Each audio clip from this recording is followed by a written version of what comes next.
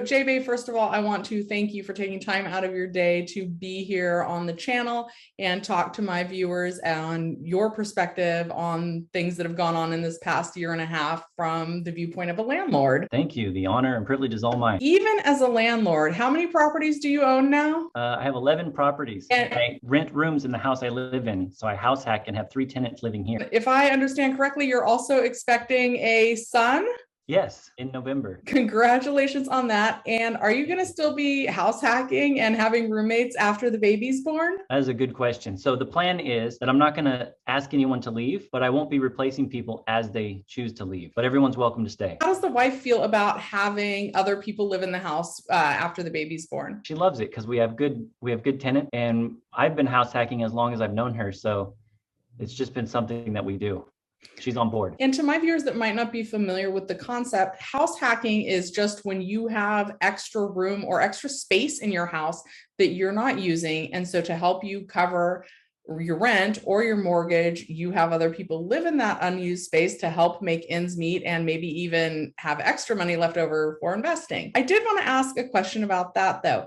Is this something that someone who's renting an apartment can do? So that's a little bit tricky because that's called subleasing, and some landlords will allow you to sublease and others won't. I would check your contract, and it's not allowed in your contract. You could potentially be in trouble or maybe even evicted. That's definitely not something that we want to do.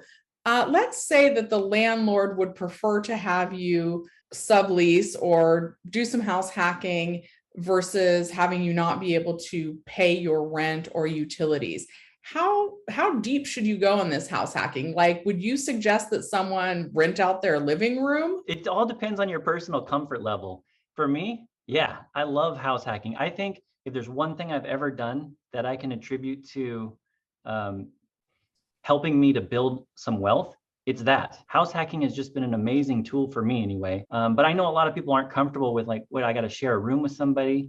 But there's a lot of tips and tricks online that you can learn about to make the process smooth. And it might not be as bad as a lot of people think. I've had some roommates before, and it has not always been the best experience. I'm at work pretty late in the evening, and some of my roommates had 9-to-5 jobs, and I thought, oh, perfect, we won't be using the bathroom at the same time. And I found that the noise at the hours when I would have been sleeping made it not a pleasant experience. Do you have any tips for the screening process if you do want to rent out some rooms in your house? So I made a video, the answer to all those questions. Well, I'll link that in the description down below. Fantastic. But just real quick, a couple of questions. I want to say that it's important to manage expectations. If you're going to house hack, you should never go into it thinking that your life is going to be exactly the same. I don't care what tenant you find or how good you screen, there's going to be a little bit of a compromise because you're sharing a space with somebody. So I think it's really important to start out with that mindset because that will help you to cope when you're living with somebody. And after a while, you get used to it and it just becomes a way of life. As far as tips, I would say, aside from the screening, one tip though is definitely have cameras in the home. Make sure that you're upfront about it. Everyone knows that they're there. They're not hidden or weird or awkward, but they're just there in the common area, not in the private area. Right. Right. But it just keeps honest people honest. I'll just leave it at that. It's a good thing to have. As far as the screening process, I think my number one tip would be to go with your gut. If there's anything about someone that feels weird, it feels off, feels like a red flag, even if you can't quite put your finger on it, I wouldn't ignore that. I would look for somebody where you click right away. And the reason why is because when you're house hacking, it's a little bit different than a tenant in your house that you own and you're not living there. In that case, you're just trying to fill in the boxes like, can they make the payment? Are they going to take care of the property? But when you're living with somebody, you need to have that little extra level of connection. It needs to feel good. And if you meet with them in person and you're feeling a little uncomfortable, believe me, that's not going to go away. I've also personally had it go the other way where I did get along with someone really well and I thought, oh, they'd be the perfect roommate. And then little stuff actually ruins the experience. So the first tip would be, it sounds like you might have tried to roommate with a friend. I would never recommend that. Getting along with someone and having good rapport is different than living with a friend.